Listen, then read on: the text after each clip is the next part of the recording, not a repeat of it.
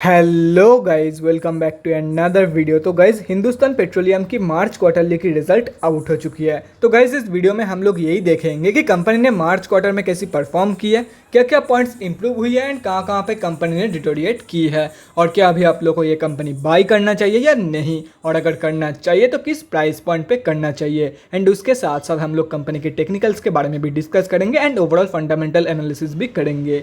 तो गाइस, बिना time waste के कंपनी की फंडामेंटल एनालिसिस करते हुए वीडियो की शुरुआत करते हैं।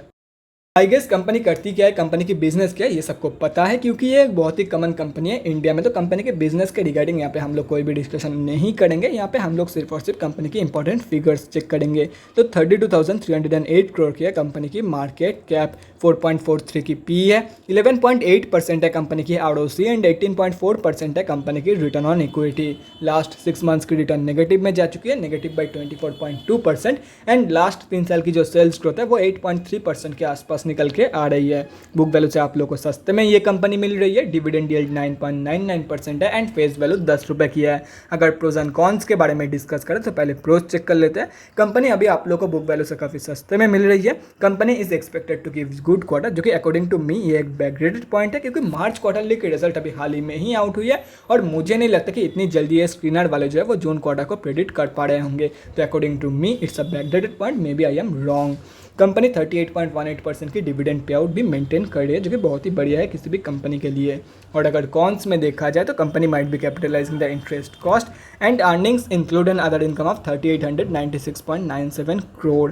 अगर कंपनी की मार्च क्वार्टर के रिजल्ट के बारे में डिस्कस करें तो मार्च क्वार्टर में कंपनी ने 97,635 करोड़ के आसपास की सेल्स दिया एंड 2018 करोड़ के आसपास की प्रॉफिट। अगर कंपनी की सेल्स ग्रोथ देखा जाए तो यहाँ पे ज़बरदस्त कंपनी ने सेल्स ग्रोथ दिखाई है। यहाँ पे है, देख सकते हो, ये है मार्च 2021 की रिजल्ट और ये है मार्च 2022 की। लेकिन अगर कंपनी की प्रॉफिट ग्रोथ देखा जाए तो यहाँ पे टोटली उल्टा सीन है। प्रॉफिट ग्रोथ नेगेटिव में है, प्रॉफिट ग्रोथ कुछ हुआ ही नहीं। मार्च 2021 की कंपेरिजन में कंपनी ने कम प्रॉफिट दिया इन मार्च 2022। अगर FY 2022 के बारे में डिस्कस करें तो यहाँ पे आप लोग देख सकते हो एक रिकॉर्ड ब्रेकिंग सेल्स फिगर दिया है कंपनी ने इन FY 2022, लेकिन जो प्रॉफिट है FY 2022 के वो बहुत ही ज़्यादा कम है कंपेयर टू FY 2021। यहाँ पे आप लोग साफ देख सकते हो और ये सिर्फ और सिर्फ इन्फ्लेशन की वजह से हो रहा है। अगर कंपनी की बैलेंस शीट की हेल्थ के बारे में डिस्कस करें तो बैलेंस शीट की जो हेल्थ है वो भी डिटोरिएट ही हुई है। यहाँ पे आप लोग देख सकते हो फाइनेंशियल ईयर 2022 में कंपनी रिजर्व के साथ साथ डेट भी इंक्रीज किया, लेकिन अगर देखा जाए तो डेट जो है वो ज़्यादा इंक्रीज हुई है कंपेयर टू कंपनी की रिजर्व। और अगर ओवरऑल भी देखा जाए तो रिजर्व के कंपैरिजन में काफ़ी ज़्यादा डेट है कंपनी के पास, मतलब कंपनी के पास अनकंट्रोल्ड डेट है। अगर कंपनी की शेयर होल्डिंग पैटर्न के बारे में डिस्कस करें तो प्रोमोटर्स की होल्डिंग अनचेंज्ड है एंड FIIs और DIIs दोनों ने अपनी होल्डिंग कम किया है in this company in March quarter. अगर इस कंपनी में देखा जाए तो LIC के साथ साथ और भी कई सारे बड़े रिटेलर्स की बड़े DIIs की होल्डिंग है। LIC ने अपनी होल्डिंग कम किया है इन मार्च क्वार्टर। और अगर DIIs में देखा जाए तो कोई भी बड़े रिटेलर की होल्डिंग इस कंपनी में नहीं है। 10.11% पैसा जो है इस कंपनी में हम जैसे छोटे मोटे रिटेलर का ही लगा हुआ है। अभी कंक्लूजन पे आते हैं कि कंपनी एक्चुअली कैसी है for short term trade and long term investment purpose. तो देखो गाइस, मैं आप लोग को यही बोलूँगा, शॉर्ट टर्म के लिए मत जाओ, बहुत ही हेवी डिविडेंड पे करने वाली कंपनी है।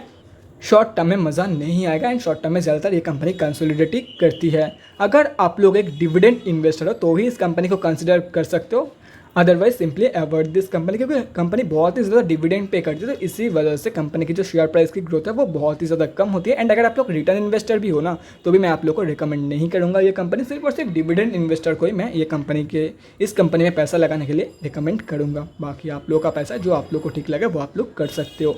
तो गाइस, ये तो हो गया कंपनी की फंडामेंटल एनालिसिस एंड कंपनी ने मार्च क्वार्टर में कैसे परफॉर्म किया है। अभी कंपनी की टेक्निकल्स के बारे में डिस्कस करते हैं एंड उसके साथ साथ हम लोग स्विंग ट्रेडिंग लेवल्स के बारे में भी डिस्कस करेंगे।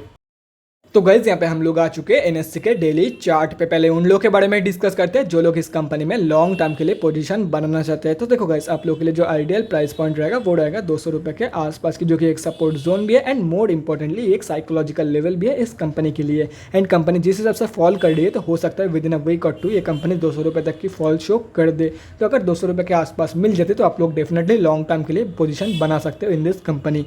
ये तो हो गया जो लोग लॉन्ग टर्म के लिए पोजीशन बनाना चाहते हैं उन लोगों को क्या करना है। अभी डिस्कस करते हैं स्विंग ट्रेड कैसे प्लान करना है इस कंपनी में, वो भी बहुत ही ज़्यादा सिंपल है। तो wait for the reversal confirmation. जब कंपनी रिवर्सल लेगी, चाहे हो सकता है ये 227 रुपये के लेवल से ले ले और ये भी हो सकता है कि 200 रुपये की जो साइकोलॉजिकल लेवल है वहाँ से ले ले।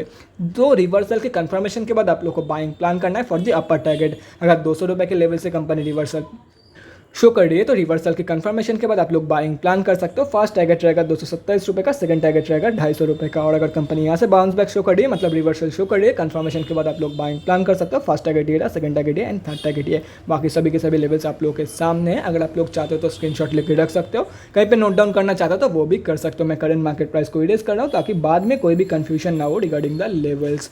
तो guys that's it for this video. अगले वीडियो में मिलते हैं गाइज। Thanks for watching. और गाइज अगर आप लोग के मन में कोई भी डाउट या क्वेरी रहती है स्टॉक मार्केट या किसी भी स्टॉक से रिलेटेड, तो कमेंट सेक्शन में कमेंट करके मुझसे पूछ सकते हो, या तो फिर मेरे इंस्टाग्राम का लिंक आप लोग को डिस्क्रिप्शन बॉक्स में मिल जाएगा, जाके वहाँ पढ़े मुझे डीएम कर सकते हो for an one on one conversation. Thanks again for watching guys, bye guys and definitely guys stay safe.